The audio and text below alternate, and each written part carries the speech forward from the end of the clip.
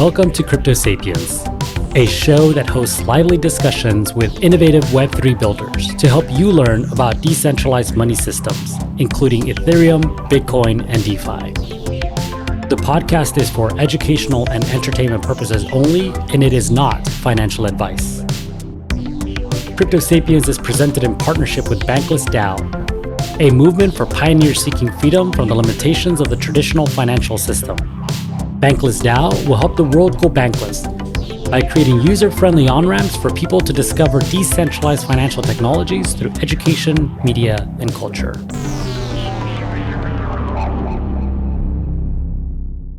Before we get started, we'd like to thank our sponsor for this show, Ontology.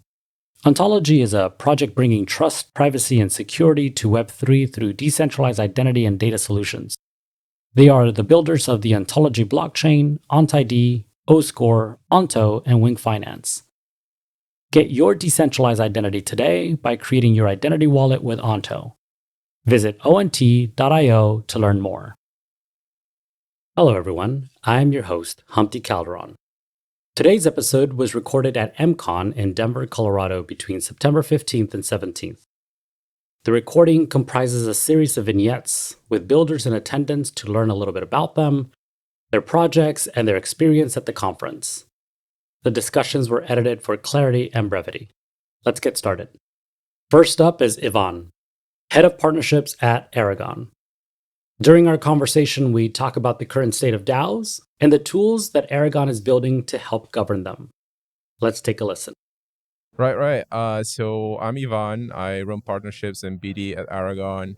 Joined the team like 3 months ago, and before that, I've done a bunch of like real-world jobs, management consulting, a bit of M&A, sustainability stuff, and I've also built the institutional business line of Nexo, like the CFI lender.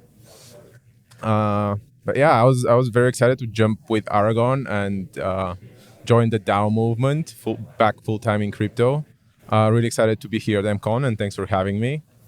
A bit about Aragon. So basically, I think past the DAO, we are basically the OGs of DAOs.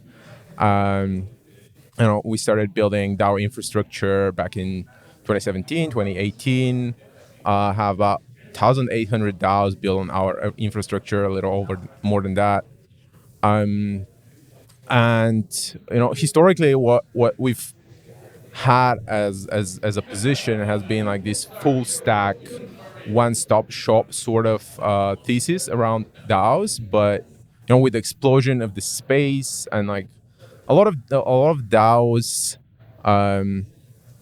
starting to need different types of services and projects developing to like meet those needs, it made a lot of sense to have a more composability vision of the world, and especially without tooling. And this aspect of you take the output of one system and you use it as an input for another one, and played a big role into the rise of DeFi.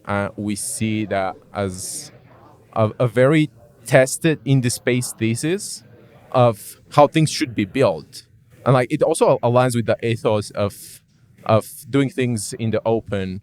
It's like collaboration between teams. Let's make sure whatever we are shipping out is compatible and is useful to the different communities out there.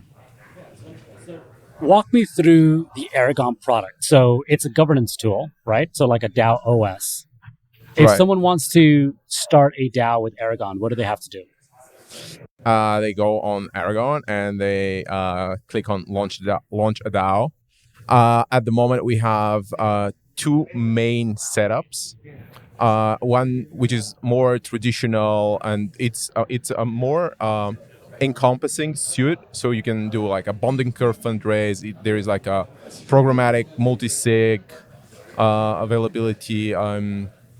Different templates of an organization. So you can have like a membership, which is like non-transferable, one address, one token sort of setup. You can have like a very traditional, liquid token, weighted voting. So different setups. and quite flexible. And that tool is also on Polygon since I think 2 weeks ago, which is pretty sweet because the cost of launching an Aragon DAO went from like $500, which was an issue, like an actual issue for people to start experimenting, to depending on network load, you can like launch it an Aragon DAO on Polygon in under $1, I think. And then like another setup that we've recently launched, and it's sort of a more, I would say, experimental for the space at this point, is Govern, which is optimistic governance framework, meaning it's inspired by the lazy consensus idea that basically people are aligned by default on what they need to do. So you would schedule an action, put up some collateral, schedule an action, and then after a waiting period passes, if nobody challenges it, the action gets executed. And like during that waiting period, if this action is not aligned with whatever, so for example, if you have like a written contract or like a manifesto of your DAO, and like if the action conflicts that manifesto, you can challenge that action, and then you go to Aragon Court, which is like a dispute resolution product, where you can, figure out who's right and who's wrong. And like that makes a lot of sense for certain use cases. Like we can see that playing out, for example, in like an capital allocation DAO, where you can't really wait for consensus of all members just because opportunities are time bound, and like if you have to rally everyone to agree to something, you might miss out. It's a good way to measure your most active community members or anyone that aligns with that particular subset of governance, right? Yeah. So who can vote on Aragon? So you're saying that you have these two different platforms for voting. You have Govern, which is your lazy consensus model, right? So do you have to be a token holder? How does that token get weighted? So on both Govern and Client, you can do token weighted voting. So you spin up your DAO, like you have some sort of way of distributing the tokens to members. That could be a bonding curve. You can just say, okay, those wallets are going to be the members, and like at creation you can attribute to them a certain number of tokens. And the voting mechanism is basically token weighted at this point. For the sake of spam protection, in the lazy consensus optimistic framework, you could put in a threshold of a minimum stake in the DAO to like schedule an action. But that's up to the community to like set up however they see most well serving their purposes. Up next is Steven, founder and CEO at Harmony. We talk about the Harmony ecosystem, building cross-chain bridges, and incentivizing development of the DAO ecosystem. Here we go. What's your experience so far? What are you taking away from this event? It's been fantastic. The hosts really take care of the people, but thinking a lot about building, for sure about DAOs. But actually all the cool people come here. We met so many San Francisco friends right here to think about like how to build together. Yeah, honestly, I think this is one of the more, I don't want to call it casual, but certainly one of the more energetic. For sure. And definitely it's really about the philosophy of Absolutely. What is crypto, what are DAOs doing, how does governance fit into it? Yeah. So what is Harmony's positioning in Web3, and how does that intersect with DAOs? Yeah, we just announced the 100 DAO initiative with 300 million fund just last week. So I'm glad that we started with that framework, coming here to ask people what do they think will be the next DAO that they want to start. What will be the tools that they need? So for Harmony, we have been building the platform that was very good for the last few years and been building Bridge since last year. Now the next thing is, what will be the next impact that we can bring to the people? We know DeFi is great, NFT has got everyone talking, but we think DAO will be the ultimate impact on many of the people. Well, I like to think of DAOs like it's the community initiative, right? So I think for any project, whether you're a layer 1 blockchain, whether you're an NFT platform, whether you're a DeFi protocol, it's all about community, isn't it? So I think DAOs really are that initiative that was built by communities. They're running towards the same goals and they're executing, and then collaborating and coordinating, hopefully. Exactly that. So whether Ethereum or Harmony is really a platform to enable people to do their things, right? But with the people that whether they like or will bond to create values. So how you define DAO is exactly how we're thinking, right? This group of people, it's not about taking a product or wallet from Harmony or Ethereum. They just want to group together to create the next value. Whether initiating buying a basketball team or like buying a land, it's up to them, right? What will be the tools that allow them to do that? How do they manage the asset over the time? I think that's the story of DAO. Yeah. So walk me through. So for anybody who's not familiar with Harmony, what is Harmony? What are some of the things they can do today? And what are some of the things that it's looking to do into the future? Mm-hmm. So Harmony started almost 4 years ago now, thinking about what would be the scalability for Ethereum. So we got the sharding, right? So sharding and proof of stake is really where Ethereum 2 is heading to, that we are building out the mainnet for. Keeping ourselves to be Ethereum virtual machine compatible really help many of the Ethereum developers or just new blockchain people with the full toolings, right? Since then, last year, we have been double down on the bridge initiative. So our current really big story is, can we bridge to all the chains, right? Ethereum is great, but finally there are a few mainnets that people want to talk to. Binance Smart Chain, Cosmo, Polkadot is what we have the bridge for.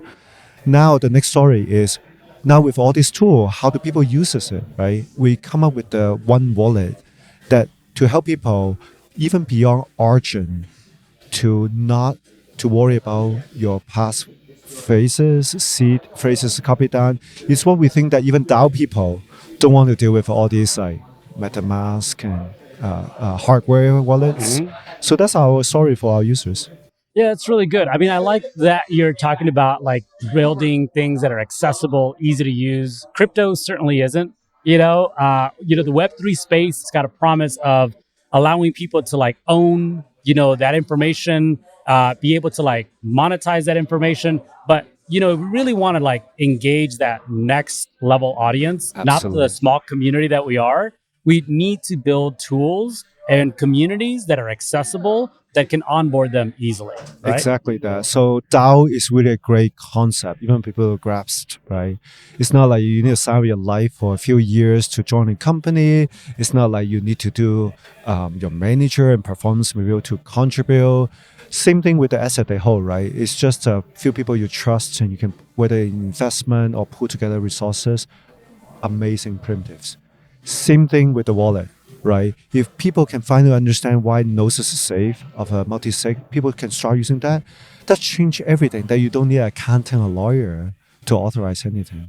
And we think the last mile is actually how not to give the KYC, email, your identity, even to Origin. I don't know all the audience whether they use Origin before. We love Origin. We love the concept of social recovery. But one step further will be something just using your one-time password generator, something like Google Authenticator, will completely change. Just like I would say Uniswap moment, that a automatic market maker would be just a curve to allow you to do any trades. How does that one password, one wallet integrate and support that initiative, like for empowering people with their identity? Exactly that, right? With different DAOs, whether even with your Web2, Twitter reputation, there will be a lot of innovation as you will be putting on to think about reputation identity. But what are the primitives though? Right? If all of us are still thinking about going to centralized exchange to do any trades, to sign up for anything, if any identity is tying back to our national identity with passport, with an email, with your mobile phone, with your SMS, even with your like photos, then that's not really the identity of the future. We think that the only identity that the virtual world should have is just private keys. But how to protect that private key is a recursive question, right? Now that you have the primitive of private keys, how to protect it? We think that finally, actually, we come up with a research paper that said if you can even generate the 6 digit every 30 seconds, it is good enough. So what are like the next steps for kind of continuing to grow that ecosystem and onboard new users to use that system? Yeah, finally, we really believe that there's so many products to try. People shouldn't talk about like NFT or tokens, or definitely not price anymore, but what product they can use and try, right? Something like Rabbit Hole to onboard people, like they have been saying learn to earn is something we have also launched too. Try out these 10 products. Many of them are very similar to Ethereum, right? You swaps, you buy NFT, you try this multi-sig wallet. It's our daily challenge. Whoever actually finished trying 10 products, like just benchmark themselves, it's like going for a race. We think it's very critical for onboarding users, right? Educating them, like whether it's just within a day or take a week to figure out is the best way. Yeah, I think one thing that I personally see Harmony doing a lot and doing well is engaging developers. I've seen the number of bounties and hackathons that Harmony is supporting. Why does Harmony do that? Like, what's the value for Harmony to do something like that? Yeah, absolutely. There's only 1% of people that been knowing or even touching any like tokens or even NFT. We are still so early that we should be helping each other, whether Ethereum or any other like protocols, for sure, any NFT project or any DAO initiative, that we want to tell the rest of the 99% of people so that with 10 billion people in the future, all of us will build in the future that we like. Next, we have Deacon and Ven, co-founders of DAO House. We explore the origins of DAO House, its relationship with Moloch DAO and Metacartel, and its emergent development driven by the needs of the DAO community. Here we go. Hi, I'm Deacon. We co-founded DAO House with Ven and Sam and a few others. It actually started as a hackathon project in ETH Berlin a couple years ago. Tight origin story with Metacartel, obviously.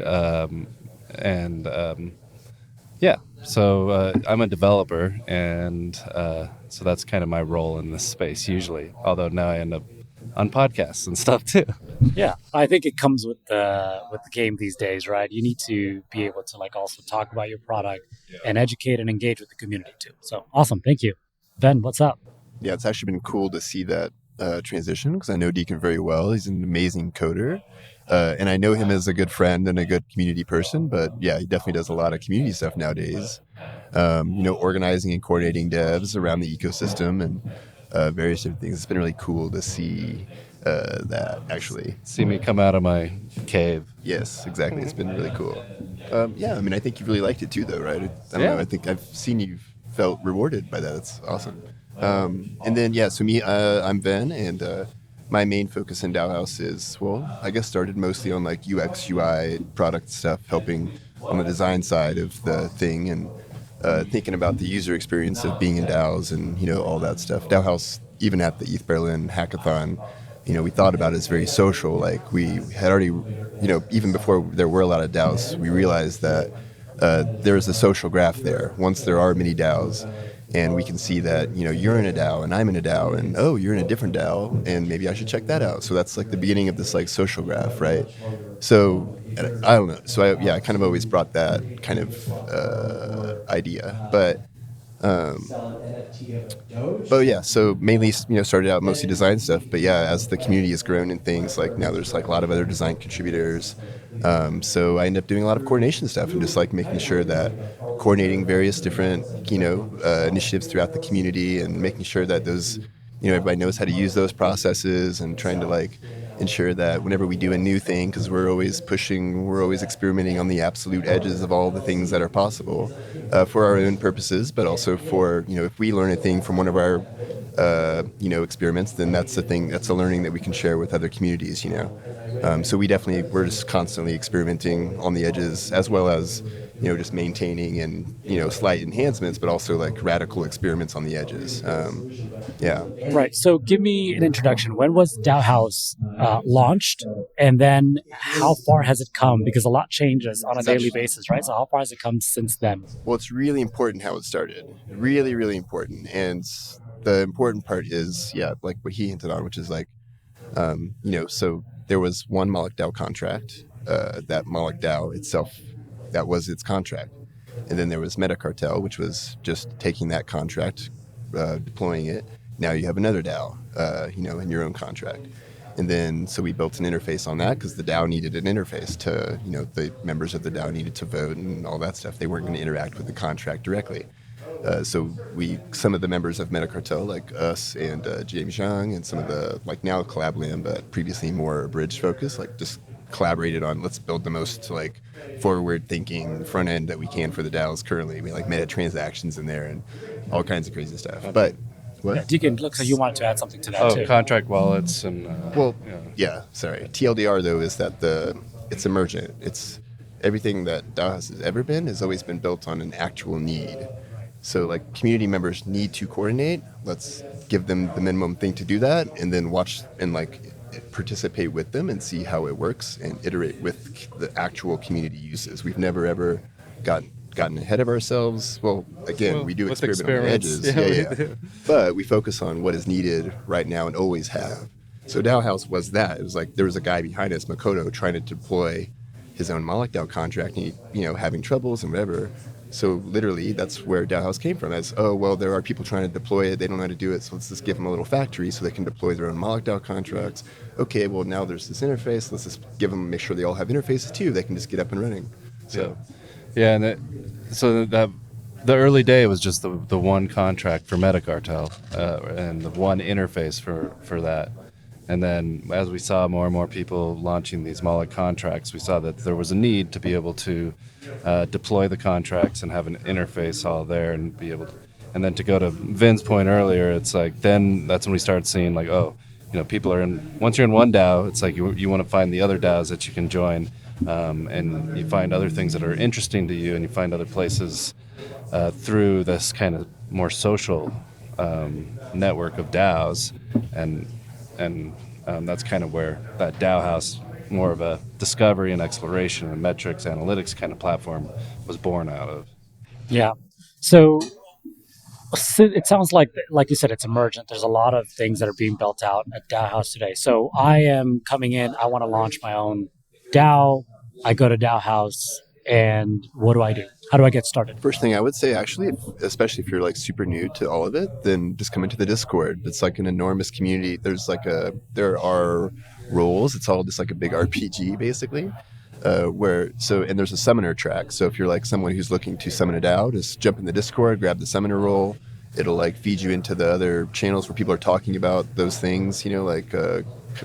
Sharing. Hey, I'm thinking about doing a DAO like this. What does everybody think about it? So it's just like, so I would just start there to get general ideas and stuff. Yeah, and I think that's been a bit of a theme here at the conference too, is like what happens first when you're getting a DAO going. So to actually launch the DAO contract and interface from the DAO House app is actually really easy. It's a couple clicks and you just hit launch. But then maybe you're not doing the kind of the first community things that need to happen. Are you converting a current community to something more on chain, or are you building a brand new community? There's a lot of different strategies and a lot of different things we've learned through doing a whole bunch of these now. Just hop in our Discord, join some of the conversations, and that's probably the best place. Or just go for it. Whatever. I mean, you're bringing up something in terms that's, I think, important, if not critical, for DAOs, and that's communities. What is a DAO? It's just a group of people, right, that are working towards a common goal. But if you don't have that group of people, then do you really need a DAO? Or even if you have an organization, do you really need a DAO? You really need to identify that. Yeah, I think that it's important to I think every organization could probably be a DAO, but to actually think of the strategy around how that would work is important. So DAO House, the product team, is actually a DAO, which I think if you're building a DAO platform, then it makes sense to be a DAO. And so we're 100% community driven, community funded, community contributions. It's all a DAO. It's DAOs all the way down. So that's I think that is important. And one thing that you mentioned, early was social graphs. And I've seen a few folks do it really well in terms of like how they capture these social graphs.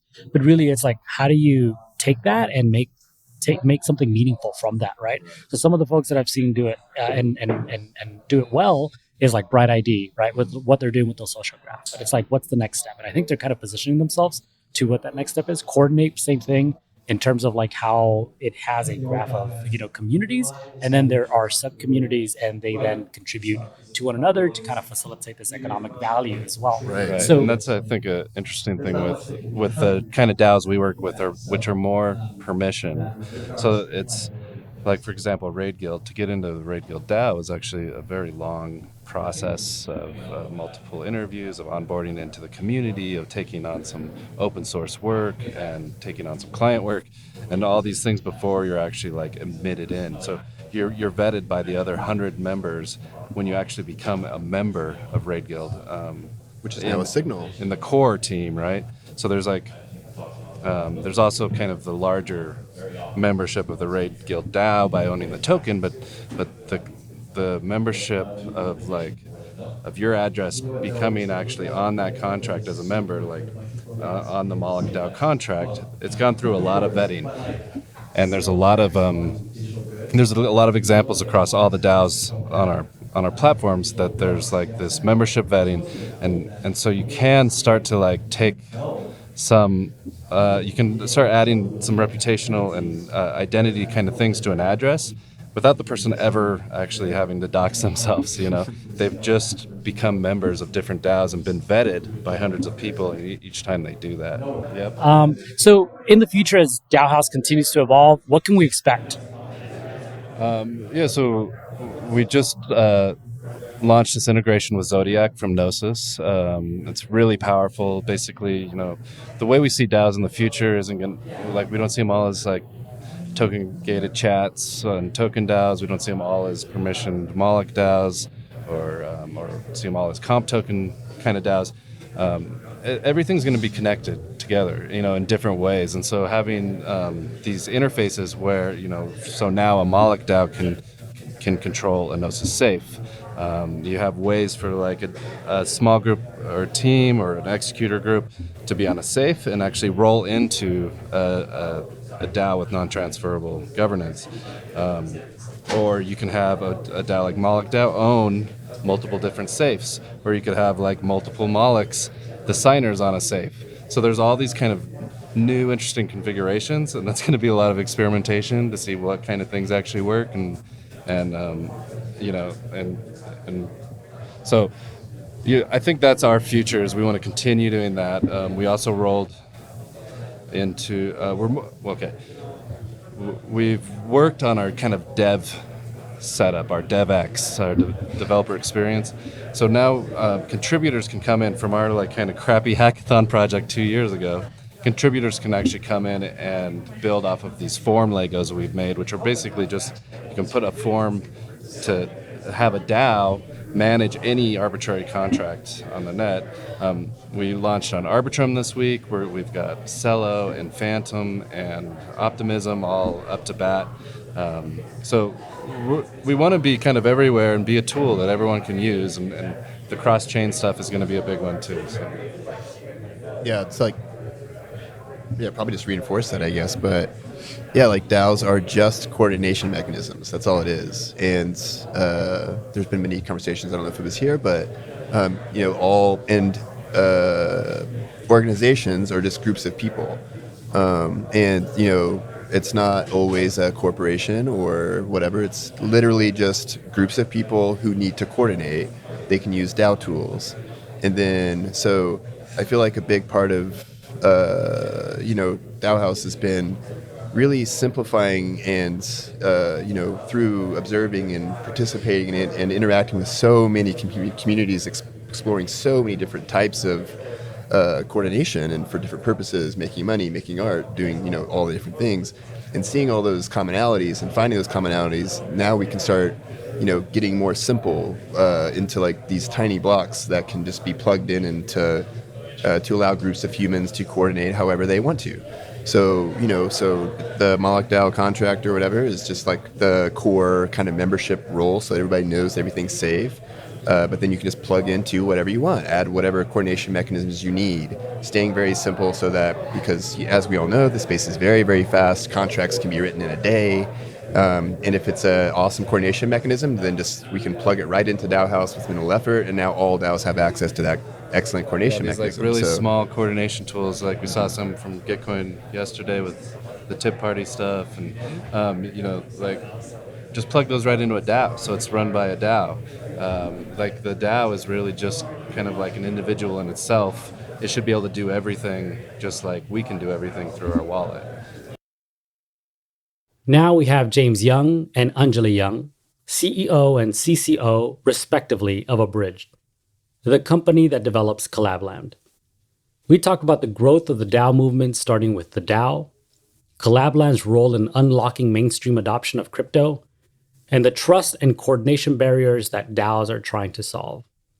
Their energy is contagious, and it's hard not to get excited about the DAO space after talking to them. Let's hear what they have to say. My name is James Young. I'm CEO of Abridged. My name is Anjali Young, and I'm CCO of Abridged, and we're the makers of Collab.Land. Great. And so what is Collab.Land? Collab.Land is a bot currently on Telegram and Discord that does token-gated access for chat. So you can think of each channel, whether it's in Telegram or a Discord server, as like a nightclub, and the Collab.Land bot is the bouncer. And you need special tokens to get in, and the bot knows, because it's on the blockchain, when you've moved those tokens out of your wallet, and you get booted if you don't meet the minimum requirement to be in the club. So it's like the passport to get in, but it's also the background check to make sure that you continue to hold. So the bot checks started around every 4 hours. Now it's about every 6 to 8 hours. It makes sure that you have that same token still in your wallet.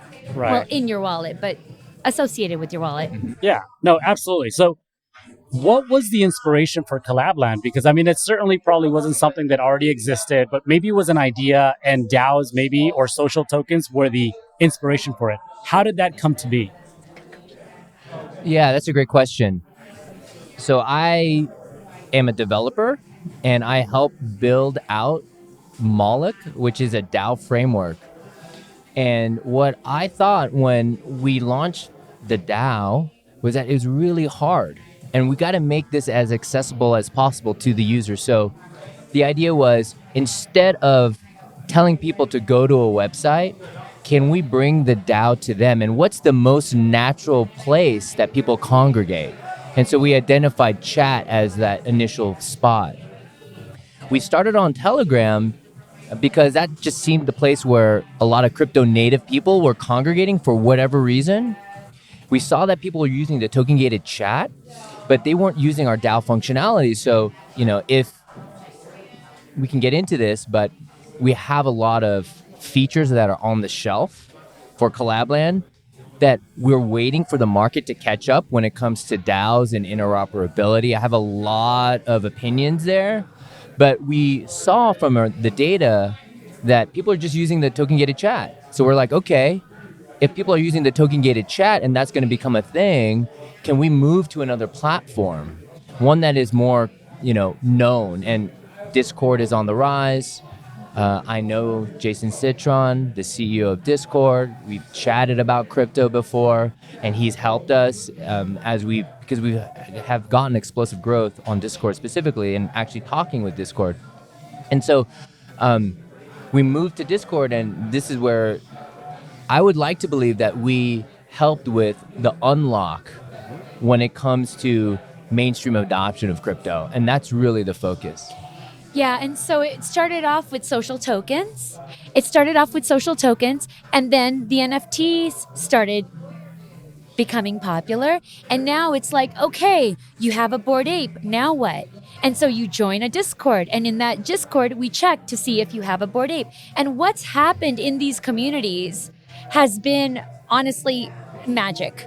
What I see is people organizing. I see people communicating about the project. Everyone has a mission, working together.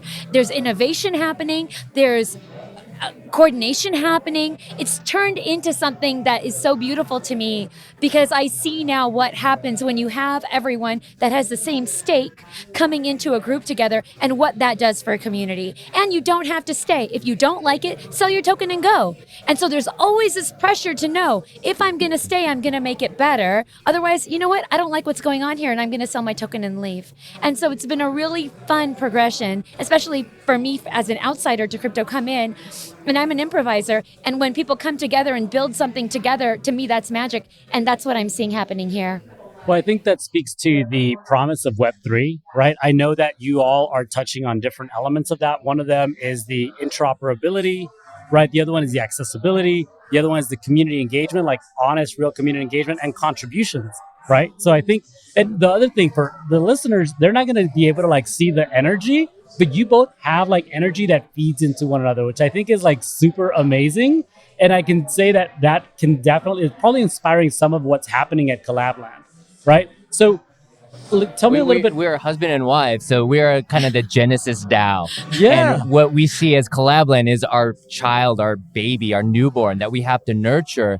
And this newborn child has special needs coming from different community members. So really, I think it's just an extension of just relationships, right? And what's fascinating is that you have this like trustless asset that allows people online that have never met each other physically to trust one another because they're all bound by this token. Yeah. And they're coordinating. And so what does this mean? But they don't have to stay. They're there because they want to. And no matter what happens with that NFT or that token, the people that are there to make it better. And they're bringing their best ideas because it is tied to a financial asset. And like it or not, that is something that is building these communities. And so it's a really exciting way to see people communicate with each other to make something better and bigger together. Yeah, it's fascinating because I want to believe, but I need to keep myself in check. Can crypto help solve this like pattern that you see online with communities that eventually all online communities degrade because the troll, the bad apple goes unchecked and it for whatever reason, not having a value that the group is associated with that is financially tied, it doesn't motivate people to keep bad actors in check. Right.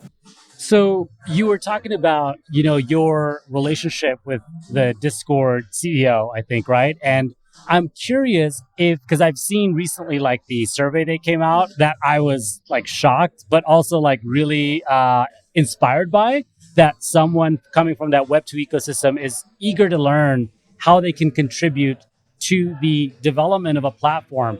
Currently, there is no good Web3 communication platform. So we really depend on this Web2 ecosystem. I'm curious if like through Collab.Land, maybe some of this inspiration is coming from like, this could be a bridge even from Web2 to Web3, where it could be something that goes beyond what we're familiar with and something that we're maybe expecting from like a Discord today. Absolutely. It is going to be the bridge. Already we see Collab.Land as being the bridge. And there are more projects coming, not even Web 2 projects, but media projects that now are interested in Web 3 because of Collab.Land and what Collab.Land unlocks for them and for communities. And I think this is really the main goal for us is mainstream adoption. Absolutely. And you know, I've been in crypto long enough and I've seen that it's really hard to tell people, hey, this is Web3, come over here. So what we need to do is do it from the inside out. Go to where people are at, right? So when you talk about DAOs, for example, and you say voting and all that, you conjure this imagination of like being in a boardroom. No one wants to do that, right? But if you say it in the context of emoji reply is the new vote. You already know how to retweet. You already know how to like something. That is a signal. So you take the same user behavior, just shift the meaning a little bit. That's easier for people to understand. And, you know, I've been that guy that has looked down on people saying you don't get Web3. Right. And it doesn't work. Maybe it's not like you don't get Web3. Web3 doesn't get you. Right? We need to kind of switch the thinking there. That's right. And what it is that's so amazing is that the time you spend online, what you pay attention to, what you're focusing on, it should benefit you too. Your time matters, your like matters, your retweet matters, you telling your friends about something that you're into matters. It shouldn't be somebody else making money off of that, it should be you. And that is the unlock of Web3. And I am so excited to bring people to that, and everyone should have access to that. It's one of those things now where instead of having to tell people about Web3, if they can just taste it, you can't unknow it. That's right. That's what we're relying on. I mean, I think the best example of that, not just because you're sitting here, I think Collab.Land is perfectly positioned to that because it is in the social space, right? There's a social signaling to your point earlier. Where like, what does an emoji reaction mean? You know, a lot of the governance issues that we're having is like trying to rethink a lot of like the hard governance decisions and the soft governance decisions, right?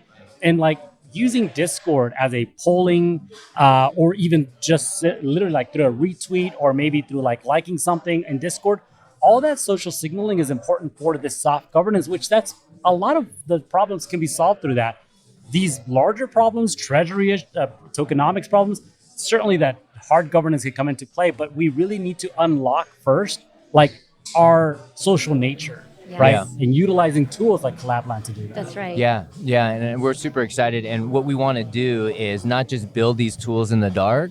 We are trying our best to reach out to communities that are forward-thinking, have the same values, and build for them. Because if we build for them, then we can then figure out how to generalize. You need to see how people are interacting. You need to watch human behavior. And in a lot of ways, we've always been the same. You know, 150,000 years ago, we were getting into groups for protection. And we're still doing that. We're still going to need groups for protection. Now it's online and it's the metaverse and whatever, but it's still the same human behavior. So in some ways, we see the same type of behavior, but in other ways, we're seeing innovative new behavior. And really, we're just watching and learning and trying to feed. Yeah, there's an aspect of this that has to do with technology, but not in the details of the technology, but the fundamental kind of belief. When I look at what technology does, technology actually drives culture, right? If you look at the modern city, it was driven by factories, the new mass production of technologies. People lived in farms. There was no major metro. There might have been like these cities, but now what you see, everyone living here, like us being in Denver, is because people moved out of their farms to work in a factory. Like if I showed you my phone and traveled back 10 years, and I say, hey, look at this iPhone, you're like, okay, great. It's like the internet in your pocket and it's a touch screen. Like, I kind of get it. But then I'm like, no, it's going to legitimize hitchhiking. And you're like, what?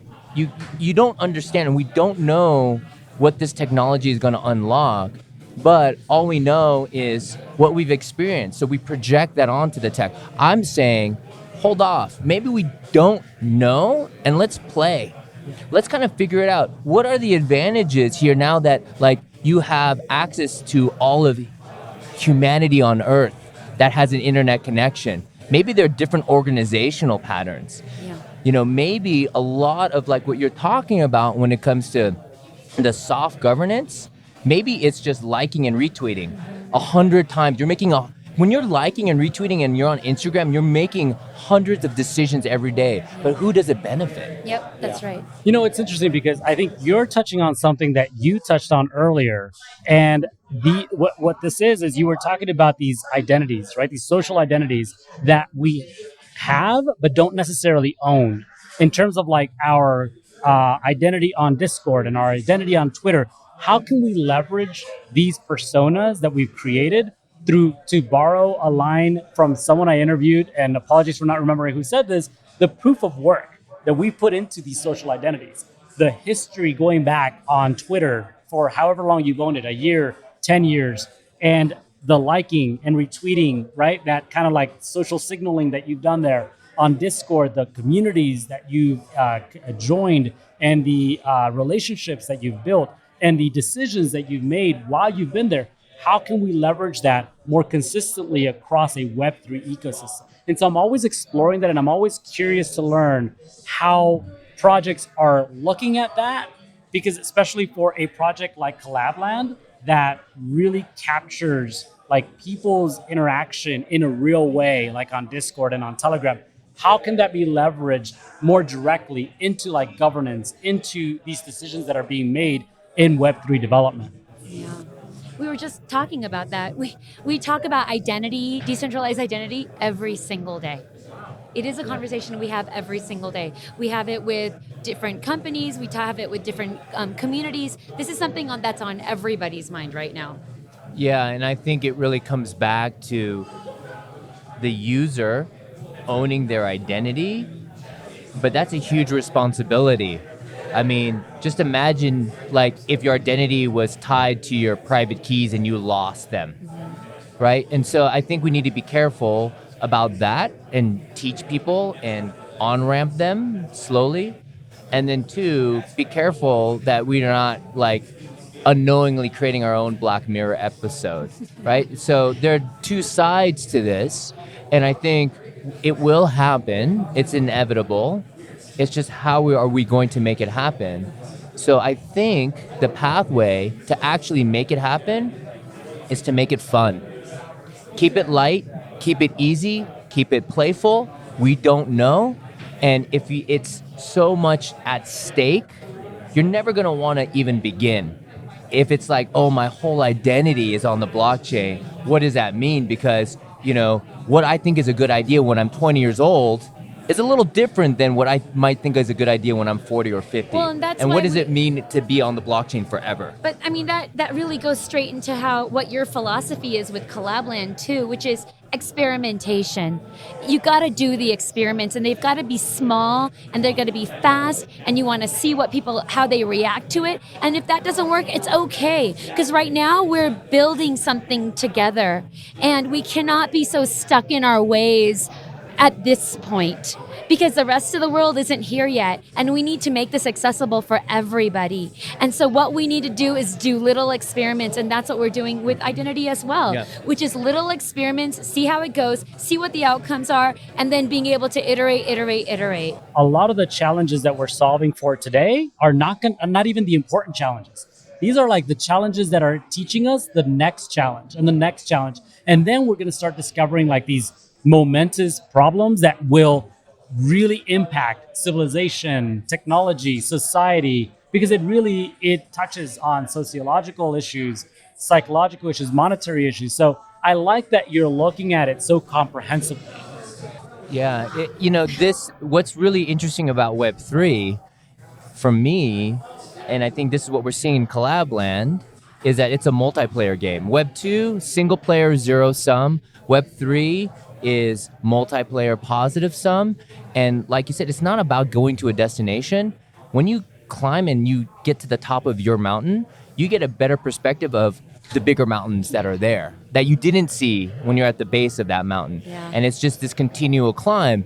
And so part of this is just trying to move the conversation forward, right? Like if you think about the internet is just human consciousness, right? The blockchain just cements it, right? And so it's this conversation, these collaborations, we have to do it together. It needs to be inclusive. There's no one right way for a person. And this is what's great about crypto. You don't like it, you can take your toys and go somewhere else and start your own group, right? It's permissionless. And so I think this is why you're seeing just this kind of petri dish of just explosive experiments that are happening, and it's just so hard to keep up with. I think the priority though is what we saw in Web 2, in that, now there's Facebook, and there's just a few other places that people go. There's Amazon, and we've learned from those mistakes as well. And so we're moving in this space much more intentionally. Yeah, I think that it's not that these companies are evil or whatever the narrative you want to say is. It's that we as humans don't know how to organize except for central manner. Where it's hard, right? And so I think it's like re-embracing this tribal experience, this like smaller groups, not dealing with like so many people that are faceless. So it might not be one platform. It may be your DAO, or maybe you're a part of 20 different DAOs. Maybe you have one identity. Maybe you have two identities with like 5 pseudos. Like, what does this look like? Maybe it's not having one job, but maybe 10 part-time jobs. Like, you kind of choose. And I thought that when I started crypto, oh man, everyone's gonna love this, and just wait till next year. Next year didn't happen, and I'm like, oh wait, this is hard. So maybe it's gonna take 10 years. But then COVID happened, and like, wait, maybe it's gonna be 3, right? And so we don't know. And the dynamics change in the macro environment. So well, and now with NFTs, it's really sparked an imagination that's bringing more people to it. So this is really a moment for us in crypto. Yeah, and so, coming here to this event, we're talking about DAOs, right? And a lot of people are trying to figure out what are the rules. But I would say, like, let's be careful, because we don't want to be the ones that say, this is how you're supposed to do a DAO, right? So I think that we want to create the rules, create some process. It can't be complete chaos, but at the same time, keep that open mind. As we wrap up here, what is the vision? What are some of the things we can be excited for as to what Collab.Land is going to continue doing and contributing to this space?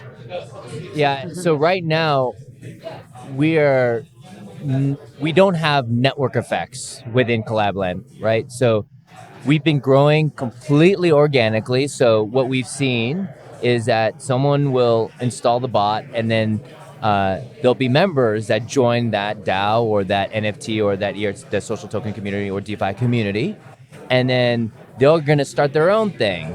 And then they're like, oh, I'll just use what I've seen before, and it works, and I know how to use it. And now we have these patterns for Collab.Land, but the bot is there to help serve you, but you don't get to see as a member of one DAO or one NFT community or one DeFi community what else is out there. And I think the ecosystem is large enough. We, about 2 weeks ago, were onboarding about 150 new token communities a week. Per week. But now it's more like 650 per week. So we're getting this like inflection point.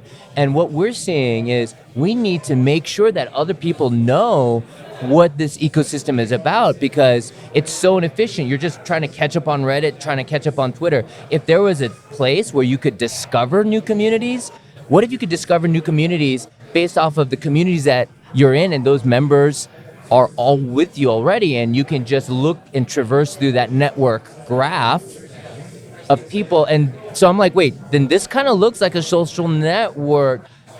So we think a lot about that. Lastly, we have MetaDreamer, co-founder of MetaFactory. This discussion is jam-packed with deep insights into DAOs, coordination, and reputation, and provides a wonderful view into the experimentation going on at MetaFactory that seeks to revolutionize fashion. Let's hear what he has to say. Yeah, so Metafactory is basically a composable merch platform for decentralized communities. It's a DAO, and we coordinate artists and designers and projects and production factories and all this to create merch and sort of spread crypto culture. We've been working for about 1.5 years now. We've done big drops with Yearn and Sushi and Meme and a lot of the big communities, and it's pretty cool because we're sort of also we're secretly a decentralized coordination research collective, because we're figuring out a lot of these ways in which we can sort of coordinate productive human resources and effort and time and create economies around it, and sort of get people involved in DAOs to not just create another DeFi thing or something that's just within crypto, but uses crypto tooling to disrupt an industry outside of it, like fashion, and how can we apply Web3 DAO coordination and use that for creating a service DAO, essentially, where if every DAO had to like figure out their own merch, it would like everyone be wasting so much time and money and effort. They can just work with Metafactory. We handle all the production costs. They don't have to pay anything. They earn governance tokens. So they get ownership of Metafactory if they collab with us. And we produce merch better than anyone else can, because we have we worked over the last 12 months to like really deepen relationships with production partners, and even from the factory side, getting them involved in the DAO and giving them DAO tokens. So kind of like from the guy who's sewing the clothes and making the patterns and sourcing the fabrics to the people like receiving it, they all have like ownership over Metafactory and can influence the direction of Metafactory. And we got to experiment with like all these economics around how can we reward designers, how can we give designers a platform to share their creativity, how can we give these communities access to awesome talent to design stuff for them and collaborate, and experimenting with like royalties and even the digital physical aspect, where we want the clothes that you buy, the fashion that you wear to be it can be like interoperable with the metaverse, so you can wear it in a virtual world, and like the physical piece is actually cryptographically tied to the digital asset using like a chip embedded in the garment itself. So a lot of, I think, really bleeding edge experimentation in like decentralized coordination. That's like the core of Metafactory. And our biggest motto is always like, make fun realities, and you can't compete with someone having fun. So creating something really rewarding and fun to be a part of. It's not really about how can we maximize revenue, how do we hit our KPIs and grow as fast as possible. It's more so about how do we serve our communities, how do we lift up artists and celebrate crypto culture. I mean, wow, there's so much to unpack in what you just said. One of the things you talked about, which I am seeing a common theme here, is finding unique applications for DAOs, for coordination, but also for like finding a way to decentralize that ecosystem. Merch, fashion, definitely some that I don't see a lot of. So how was that inspired? Like what was that moment where you're like, we're doing this, let's just DAOify this? Yeah. So it was actually in DevCon 5 in Osaka where we realized like all these projects have merch, and crypto merch was such a everyone's closet was full of crypto merch, but it was just like logos on Gildan t-shirts, right? And we can do this a lot better, and especially because instead of getting every DAO to figure out how to do it on their own and like have to repeat the same mistakes, let's just like make a DAO that helps coordinate it for everyone. So it started off with this idea of like concert merch and sort of the crypto conference thing, and that's when the idea was seeded. And then at ETH Denver 2020 was when the team was really formed and we really started to get work. And it's crazy because ETH Denver 2020 was like right before the pandemic hit. Like right after that event, it was like full pandemic mode. So the birth of Metafactory and sort of all the early phases were developed in this pandemic phase, which is actually a blessing in disguise, because the whole legacy fashion industry was like, they got the table flipped on them, versus we designed for like this remote, decentralized first. How do we streamline production in a global way? How do we like produce things locally and have to minimize how far we ship it? Like imagine we set up like, when we're actually getting into this now, we have a space in Berlin, and we're gonna have a space in New Jersey soon, and possibly even in Denver, where we set up a microfactory and we can hire people to work there and give them DAO tokens. And you make an order in the States and your product gets produced on demand and shipped from the States. Zero waste. We're not overproducing. That's like a huge problem in legacy industry. We have some people, he's damaged goods. He's working with us now. He came from Gucci actually. You're saying like, you see how if you actually in the industry, you see how messed up things are and how inefficient they are. They're using like 1990s software with like expired licenses from 15 years ago, and like warehouses full of like shoes that just get burned because they overproduced it and they can't sell them at a discount because it would devalue the brand. And just so much like it's an industry so ripe for disruption, and so many people in the industry have such a need because they're stuck in it. And like brands like Zara, they just like, the brand is like really thick and it sucks up the entire market, right? They suck up all the value, and they pay all the designers, the creatives, the pattern makers, They pay them like salaries, like minimum salaries, and then they don't get any of the share of the upside of royalties or the impact they create. If like something really pops off, the brand gets all the upside. So you have all these amazing creatives that are just serving a brand, and in Metafactory we kind of want to flip that on its head and have the brand serving the creators, and the brand becomes a really thin layer to coordinate, and everyone else creates like squads and projects and makes proposals, and we open up the door for anyone to create and give them access to capital and resources and production facilities and whatever they need to make things happen. And they only have to worry about their specific expertise, and everyone can collaborate and work together to fill in our the rest of the gaps and make cool stuff together.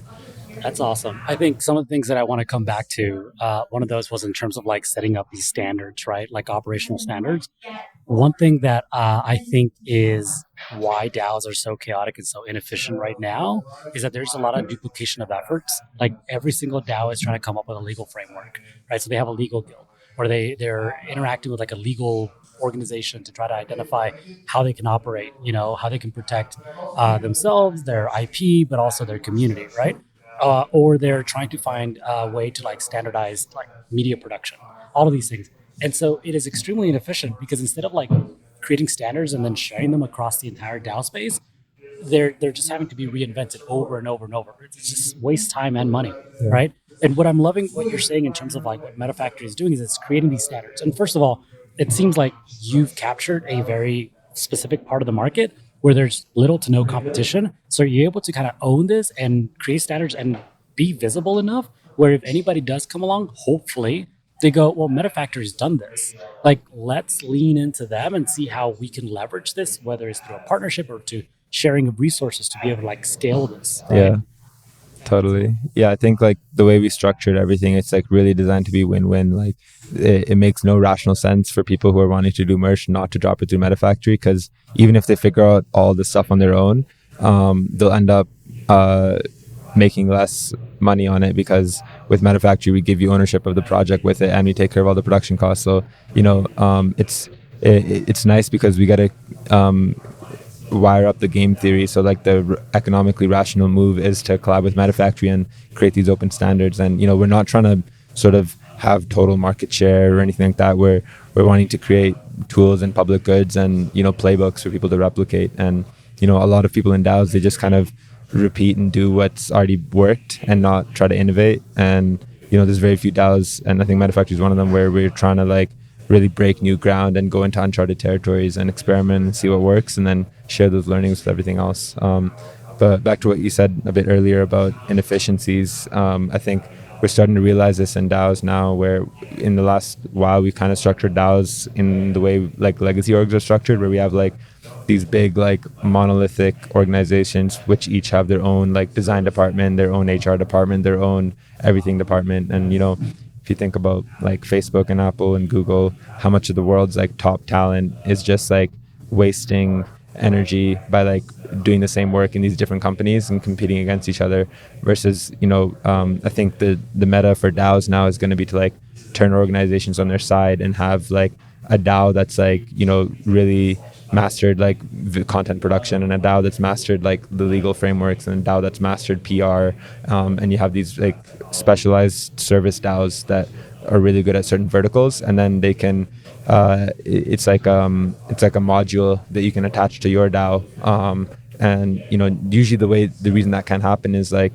incentive alignment. So a Google employee is not going to be incentive aligned with an Apple employee because they work for different organizations, but with tokens we can wire the incentives in much more dynamic ways, where each of these service DAOs can have their own tokens and they can do token swaps. So even though we're a part of different organizations, we're all incentive aligned, and it doesn't become like a binary thing. Look, I work for this one and I work for this one and we're working against each other, but instead it's like us against Moloch, the god of coordination failure. So I think that's really where it's going to go, and the DAOs are going to start looking less like, oh, this is Metafactory and I'm going to draw a circle around it and that's what Metafactory is, but more so here's like it's like a gradient. It's a loose network of people or things connected to Metafactory in different degrees, and it's much more fluid and amorphous and modular, I think.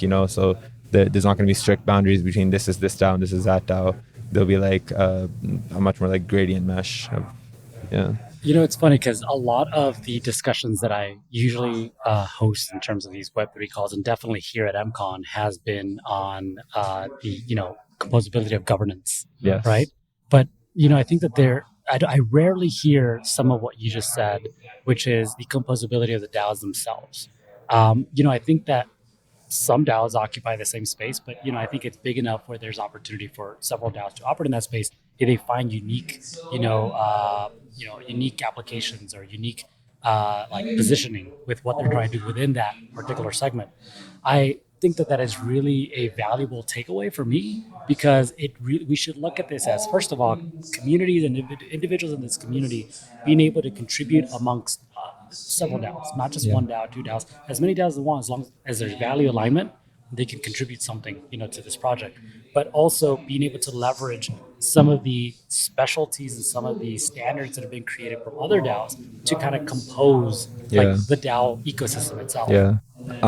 So I think like in terms of DAO composition, and this kind of even goes into like society at large, where the smallest unit of a society or a DAO or an organization is an individual, right? So we need, first of all, composability of individuals, right? Where, and this comes into like identity and reputation and your work history. Yeah, exactly. Where, if that's the way DAOs can outcompete traditional organizations, is like in MetaFactory, we're working on this actually, where any artist or creator, technician that does a drop with MetaFactory will have a cryptographic record on their attached to their ETH address, using DIDs that says that this person worked on this project and did this work. Here's like the feedback that they got. Here's like and all these like are attestations, cryptographically verifiable. And there's all these reputations attached to these addresses, so you can validate it yourself, and that information then becomes very valuable. It's like almost a new form of internship, right? You want to build up your resume, but this is not just like a resume where this is what you're stating. It's cryptographic resume. It's provable. It's composable. It's data that we can run algorithms on at scale and have like networks of talent and capital, and the work that you do and the credentials that you accumulate working for different DAOs will then be transferable between DAOs, and you'll instantly be able to like work on this thing from this other DAO if you did this thing in this DAO, because that's like a proven compatible, so I think composability of identity and, moving beyond using cryptography just for keeping track of token balances, but using cryptography to keep track of values and beliefs and statements, and there's so much value in that. And this is kind of like going into Metacredit stuff, but which you're segueing beautifully into. So how much of Metacredit is being used for MetaFactory? This system that you're building out? Everything I work on in crypto is basically like, people ask me like, how do I work on like 5 different DAOs at once? And it's kind of like the 80-20 rule, where like I can apply 20% of my effort in 5 different DAOs and get like 300% results. So it's all about finding like the point of Metacredit specifically is not DAO tooling for within a DAO, but DAO tooling between DAOs, and the meta layer above it. So within DAOs, people use Coordinate and SourceCred and a bunch of these tools, but it's always to distribute tokens and value within that DAO, but there's not as much tooling for between DAOs to DAOs. So in Metacredit and MetaFactory, they're both like very closely like, so the prototype of the stuff we're building in Metacredit is prototyped in MetaFactory. So we try it out in prod, like run a few projects using these tools, like even if it's like a interactive mock-up, not even a real functional product, but we just iterate on the design and the structure and the UX of it, and then see what works, and then kind of create a more generalized standard open source tooling around that, so then other people can use it too, because the more easily other people can use it, the more interoperable it becomes with each other, and the more people can like transfer their skills and expertise. So there's a lot of awesome people in the community building things around this. So the Convo space has their trust score, which like aggregates information from like Deep DAO and on-chain on like what DAOs you're a part of, your sales on NFT platforms, your degen score, what POAPs you have, and composes them into like a decentralized trust score. And an aggregate trust score, using your address as like the common user identity. So I think the awesome thing that came out of Ethereum and everyone having an ETH wallet is now everyone has a public-private key pair, and that's an amazing tool for composition of identity because in the Web2 landscape, every database has its own unique user IDs, but in Web3, everyone has an Ethereum address, it's a globally unified like user ID that we can then create connections in this social graph between DAOs and organizations. And it's not just your data is not limited to a platform or an organization, it's owned by you, and it becomes a much more user-centric web in that way. Well, yeah, the promise of Web3, right? Yeah. It's completely turns Web2 on its head, Yeah. in terms of something that is owned and managed and maybe at one point monetized by you, Yeah. versus currently owned and monetized by someone else. Yeah. Right. So give me a brief description of what is Metacredit, because we're seeing its application, but like what's its mission? Yeah. So Metacredit is basically supposed to be like an ecosystem-wide mechanism for measuring and rewarding value creation. And the idea is to combine like really rich data sources we have around identity and trust and reputation. So POAPs, for example, at all these events at MCON, we have a cryptographic record of who is talking to who is at which event at what time with which people, which is incredibly rich data for identity and civil resistance and all that. And also lifting up information within these communities about coordinate and source cred, and publishing these graphs of token distributions, and then making it really easy for any community to flow tokens to the members of any other community. So the way I like to think about it is, the whole Web3 ecosystem is like an infinite garden, and the garden needs to be irrigated.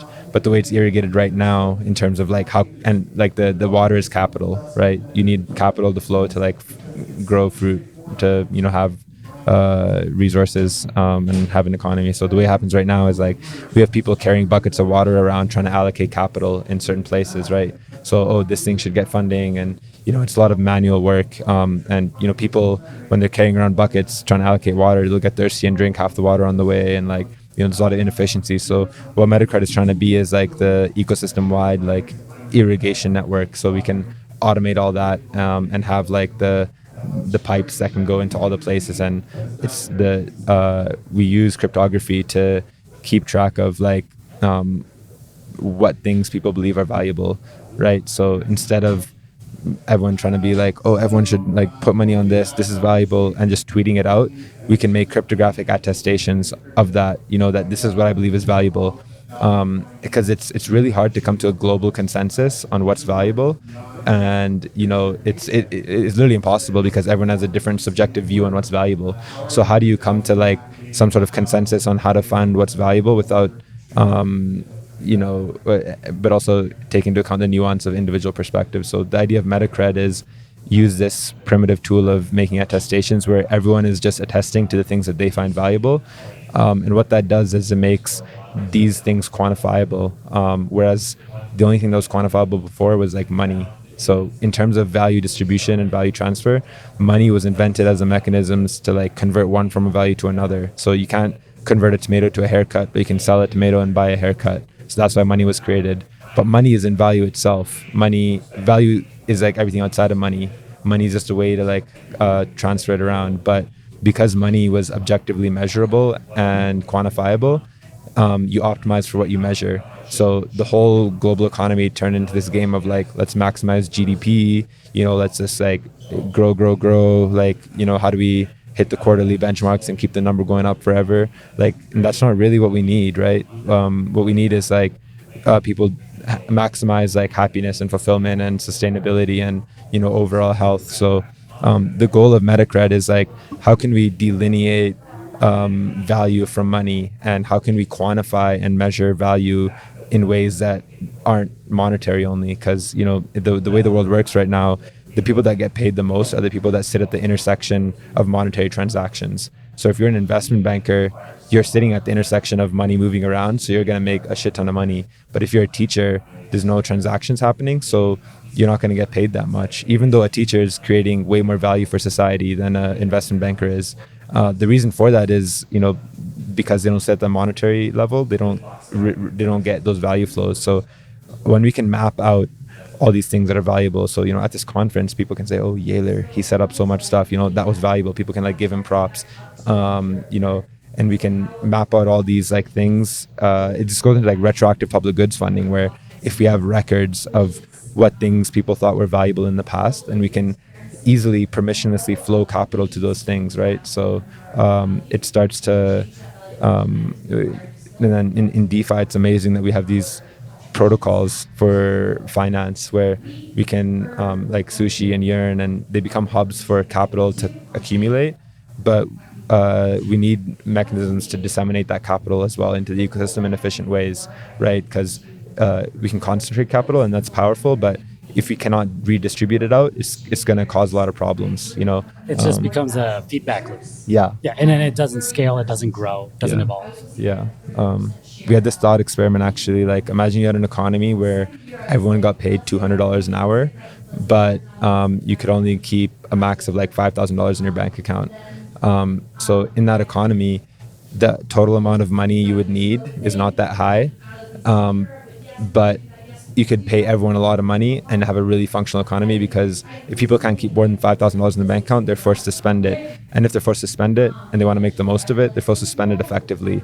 So people are always moving money around, and the money is flowing through the system, and it's not getting stuck in these pockets of people just stacking, wealth in their bank accounts to hold, the scarcity mentality. So I think, with all these tools and DAOs, we'll be able to move society away from a scarcity mentality, where we can give them the safety of that your social foundation is going to be taken care of, and then on top of that, people can do what they want, experiment, not just work 9 to 5 for 20 years trying to pay off a mortgage, but instead do what really fulfills them and what they can, the most value that they specifically can provide to the world, right?